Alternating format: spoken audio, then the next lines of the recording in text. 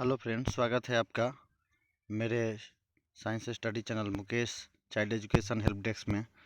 मैं मुकेश कुमार फिर से स्वागत करता हूं आपका। ये सेकंड चैप्टर एनसीईआरटी का सीड बेसिस एंड सॉल्ट चल रहा है, तो उसका ये थर्ड लेक्चर है। इसके पहले 2 लेक्चर हो गए हैं। अगर आपको आपने वो 2 लेक्चर नहीं देखे तो आप डिस्क्रिप्शन बॉक्स में जा कर के चेक कर सकते हैं। और अगर मेरी वीडियो पसंद आ रही है तो कृपया उसे लाइक करें, शेयर करें और कमेंट करें जो भी सजेशन हो। और चैनल को सब्सक्राइब करना ना भूलें और बेल आइकन को दबाना ना भूलें। तो आगे की ओर बात करते हैं हम। इसमें सीड बेसिस साल्ट का तीसरा पार्ट है।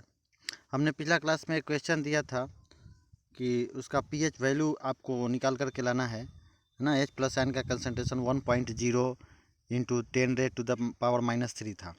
तो हमने बताया था कि पीएच का जो फॉर्मूला है, pH equal to minus of log H plus ion concentration. ठीक है, तो यहाँ पे देखिए ये हमने लिखा है कि we have H plus ion concentration 1.0 into 10⁻³ M होगा, मोलरिटी होता है यहाँ से। तो पीएच का ये हो गया formula, pH is equal to minus log ना एच प्लस आयन कंसनट्रेशन। तो यहाँ पे इसका रखा एच प्लस आयन का कंसनट्रेशन का मान 1.0 इंटू 10⁻³ तो देखिए 1 को अगर हम 10⁻³ से गुणा भी करते हैं तो कोई फ़र्क नहीं पड़ता है, वो 10⁻³ ही रहेगा। तो इसको फिर लिख दिया हमने माइनस ऑफ लॉग ऑफ 10⁻³ और यहाँ से डायरेक्ट आंसर आ गया +3। तो आप सोच रहे होंगे कि आया कैसे, ये +3 डायरेक्ट कैसे आया। तो देखिए कुछ लॉग के फार्मूलाज होते हैं, वो आपको अगर पता है तो आप आसानी से कर पाओगे।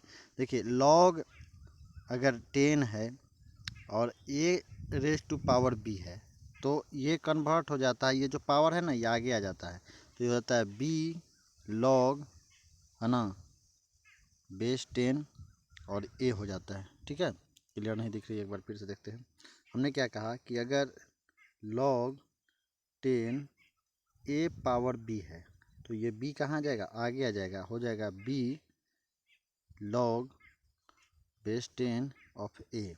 ठीक है, तो इसी पर यहाँ पे वर्क हुआ है। देखिए ये वाला जो है, अगर कहीं पे अगर आपको खाली लॉग मिलता है तो उसका मतलब है कि पावर 10, सॉरी बेस 10 है, बेस 10 है इसका 10⁻³ 10⁻³ तो ये बाहर आ गया। चूँकि लॉग के पहले माइनस था लगा हुआ तो माइनस माइनस ये प्लस हो गया, +3 लॉग है ना बेस 10 10 हो गया। अब आगे देखिए यहाँ पे हमें मिला +3 लॉग बेस 10 10। अब ये जो फॉर्म है ये क्या कहता है, ये कहता है कि अगर कहीं पे लॉग का बेस और है ना लॉग का बेस भी ये है और उसके बगल में जो है वो भी ये है, ठीक है, इंटू में, तो ये दोनों अगर इस कंडीशन में रहे तो इसका वैल्यू कितना होता है, 1 होता है। हमने क्या कहा कि अगर लॉग का बेस और उसके बाद वाला जो है वो भी दोनों बराबर, तो यहाँ बेस भी 10 है और इंटू में 10 है, तो ये दोनों बराबर, तो इसका वैल्यू 1 हो गया। तो 3 × 1 इज इक्वल टू कितना आ गया, 3 × 1 इज इक्वल टू कितना आ गया 3। तो पीएच का मान 3 आ गया। अगर आपको ये चीज़ समझ में नहीं आ रही है तो आप थोड़ा लॉग का जो है फॉर्मूला देख सकते हैं और दोबारा इस को पॉज करके वीडियो को आप समझ सकते हैं। अब आगे की ओर हम चलते हैं। हमने यहाँ पे बात किया कुछ सोर्सेस और एसिड है ना, कि कौन कौन से सोर्स हैं जिससे एसिड मिलता है। देखिए टेमारिंड, इमली होता है टेमारिंड मतलब, और इसमें टार्टरिक एसिड होता है ना। अगर आप कहिएगा तो इस सब का फार्मूला भी अब अगला बार हम लेके आएंगे, लेकिन फार्मूला का भी ज़रूरत नहीं है। तो आप ये समझ लीजिए टेमारिंड में टार्टरिक एसिड। विनेगर जो होता है उसमें एसेटिक या इथेनोइक एसिड होता है। देखिए एसेटिक एसिड या इथेनोइक एसिड, एसेटिक जनरल नाम है, इथेनोइक आईयूपीएसी नाम है। इथेनोइक में इथेनोइक जो एसिड बना है आगे हम नोमेनक्लेचर में देखेंगे, इथेन प्लस ओइक एसिड, ये नोमेनक्लेचर बताता है। इथेन क्यों, क्योंकि अगर कार्बन की संख्या 1 होती है तो मीथ 2 होती है, तो ईथ 3 होती है, तो प्रोप 4 होता है, तो ब्यूट, तो 2 होने के कारण ईथ हो गया। तो ईथ इथेन, ईथ से क्या हो गया, इथेन हो गया प्लस ओइक एसिड है ना, तो इथेनोइक एसिड हो गया।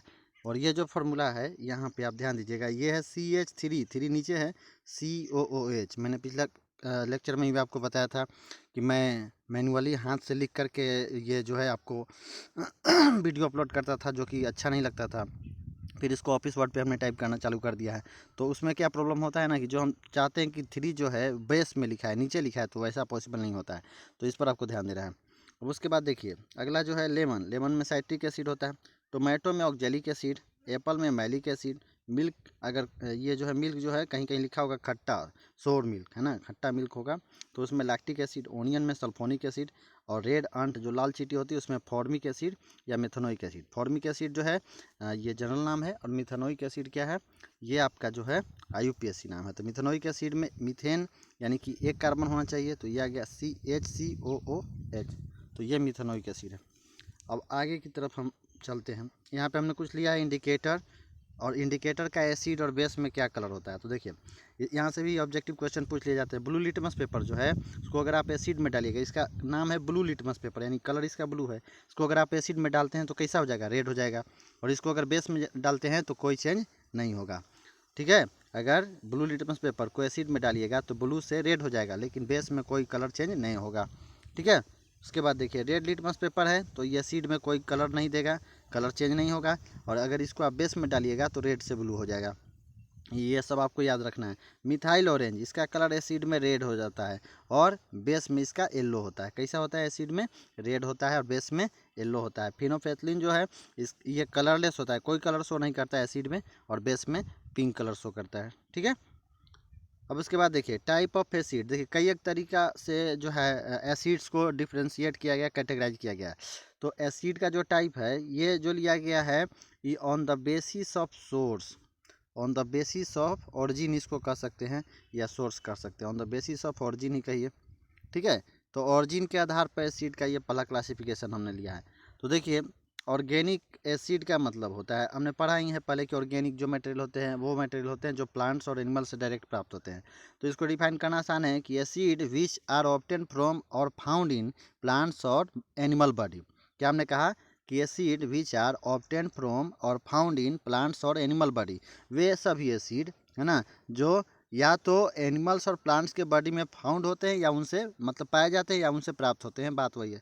तो ऑर्गेनिक एसिड कहलाता है, क्या कहलाता है, ऑर्गेनिक एसिड। इसका एग्जांपल क्या है, tartaric acid, citric acid, lactic acid. अभी बताया टार्टरिक जो है टेमारिंड इमली में होता है, साइट्रिक लेमन में होता है, और लैक्टिक एसिड कहाँ होता है, मिल्क में होता है। Okay, now and next is the mineral acid. क्या है, मिनरल एसिड। मिनरल एसिड का मतलब होता है कि ये एसिड जो है, सबसे पहली बात अगर मिनरल आपको आवे तो आप समझ लो कि ये एसिड जो है ये देखने में लगता है कि खनिज है, तो मिनरल माने खनिज है तो धरती से प्राप्त किया गया होगा, ऐसा ऐसा कहीं कोई ऑरिजिन होगा, तो ऐसा कोई बात नहीं है।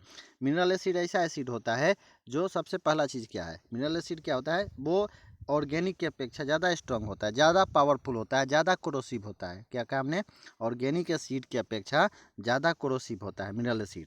और ये एसिड जो है लैब में बनाया जाता है ना, साइंटिस्ट के द्वारा हम लोग जो है इसको लैब में बनाए। Acid which are prepared in the lab by human are called mineral acid. जैसे ये है H2SO4, H2SO4 का नाम क्या है भैया, सल्फ्यूरिक एसिड। क्या नाम है, सल्फ्यूरिक एसिड। ठीक है, H2SO4 का नाम है सल्फ्यूरिक एसिड। उसके बाद है HCl, यही तीन मेन हैं मिनरल एसिड, आपको याद रखना है। HCl इसका क्या नाम है, इसको बोलते हैं हाइड्रोक्लोरिक एसिड, एक ही साथ लिखिएगा, हाइड्रोक्लोरिक एसिड। ठीक है, और लास्ट जो है ये आपका नाइट्रिक एसिड, HNO3, ये क्या है, नाइट्रिक एसिड। ये तीनों के तीनों वेरी वेरी इंपॉर्टेंट एसिड है। ठीक है, तो ये नाइट्रिक एसिड है। तो आपको यहाँ पे एक चीज़ ध्यान देना है कि जब भी एसिड की बात आएगी तो मिनरल एसिड ज़्यादातर, मिनरल एसिड के बाद जब भी कहेगा तो वो सब क्या होते हैं, लेस कोरोसिव नेचर के होते हैं। क्या होते हैं, लेस कोरोसिव नेचर के होते हैं, वो ज़्यादा घातक नहीं होते हैं। देखो मिनरल ऑर्गेनिक एसिड ना हमारे जो है प्लांट्स या एनिमल्स के बॉडी में पाए जाते हैं। जैसे देखो लाल जो चींटी होती है, रेड आंट, तो उसमें क्या होता है, उसमें होता है मिथेनोइक एसिड, अभी हमने बताया, जिसको हम लोग बोलते हैं क्या कि फॉर्मिक एसिड है ना। तो वो काट लेती है, तो ऐसा तो नहीं कि बहुत ज़्यादा कोरोसिव होता है नेचर का, या बहुत ज़्यादा जो है दिक्कत होता है ना, हल्का सा इरिटेशंस होता है बस। ठीक है, तो ये चीज़ हुआ। साइट्रिक एसिड जहाँ पे होते हैं उसको, जैसे इमली में टार्टरिक एसिड होते हैं उसको खा सकते हैं, ऑक्जेलिक एसिड होता है खा सकते हैं, तो वो घातक नहीं होता। लेकिन मिनरल एसिड की जब भी बात आएगी ना तो H2SO4, HCl और HNO3, ये तीनों के तीनों बहुत ही घातक होते हैं। एक मोस्ट इम्पोर्टेंट बात हम आपको यहाँ बताना चाहते हैं, जब भी एसिड का कॉन्सेप्ट आवे तो जो भी कोई आपको जनरल केस मिले कि एसिड मेटल के साथ रिएक्ट करके ये देते हैं, ऐसा करते हैं, तो जब भी उस कंडीशंस में HNO3 की बात आवे, नाइट्रिक एसिड की बात आवे, तो आपको क्या करना है, जब भी नाइट्रिक एसिड शब्द यूज करें, नाइट्रिक एसिड की बात करें, तो आपको कॉन्शस हो जाना है। क्यों कॉन्शस हो जाना है? क्योंकि भैया ये HNO3 जो है ये H2SO4 और HCl के अपेक्षा अलग तरीके का एसिड है। अलग तरीके का एसिड क्यों है? क्योंकि HNO3 के पास में ऑक्सीडाइजिंग कैपेसिटी है। ये क्या है? ये एक गुड ऑक्सीडाइजिंग एजेंट है। क्या है ये? गुड ऑक्सीडाइजिंग एजेंट है। कौन? तो HNO3। ठीक है, तो ये आपका बहुत ही अलग एसिड है। जैसा रिएक्शन सबों के साथ होता है वैसा HNO3 के साथ नहीं लिखना। ठीक है, इसकी बात हम एसिड बेसिस साल्ट चैप्टर में ही करेंगे आगे। ठीक है, जहाँ पे बताया जाएगा ऑक्सीडाइजिंग नेचर होने के कारण जब कोई दूसरा एसिड मेटल के साथ रिएक्शंस करता है ना, जैसे इन्हें है, अगर ये मेटल के साथ या मेटल ऑक्साइड के साथ HCl अगर रिएक्ट करता है तो ये जैसे सिंपली NaCl प्लस H2O बनाता है ना, तो वैसा ये नहीं बनाता है। एक मिनट, जैसे कहने का मतलब Na है, अगर मेटल डायरेक्ट HCl से जगह रिएक्शन करता है तो NaCl बनाता है और प्लस H2 बनाता है, तो ऐसा केस HNO3 के साथ नहीं होता है। क्यों? क्योंकि जब HNO3 के साथ ये रिएक्ट करता है ना कोई भी मेटल, तो अभी वाले केस में साल्ट दिया था और वाटर सॉरी हाइड्रोजन दिया था ना, लेकिन ये जो है HNO3 के कारण ये हाइड्रोजन को ऑक्सीडाइज करके हाइड्रोजन ऑक्साइड यानी वाटर में चेंज कर देता है।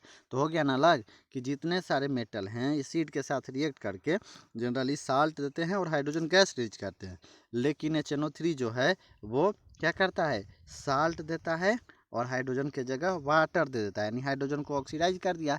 ऐसा क्यों किया? क्योंकि इसके पास ऑक्सीडाइजिंग नेचर है। ठीक है, तो थैंक यू, धन्यवाद। मैं फिर मिलूँगा अगले टॉपिक के साथ और अगले लेक्चर में।